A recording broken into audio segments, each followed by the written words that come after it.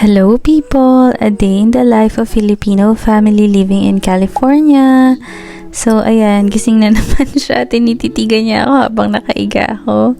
And ito na nga, umaga na naman. So, ginising na ako ni Chloe and ayan, dinala niya ako ng toy. Sabi niya mag-color daw kaming dalawa. Pero totoo naman, ako lang yung pinagko-color niya.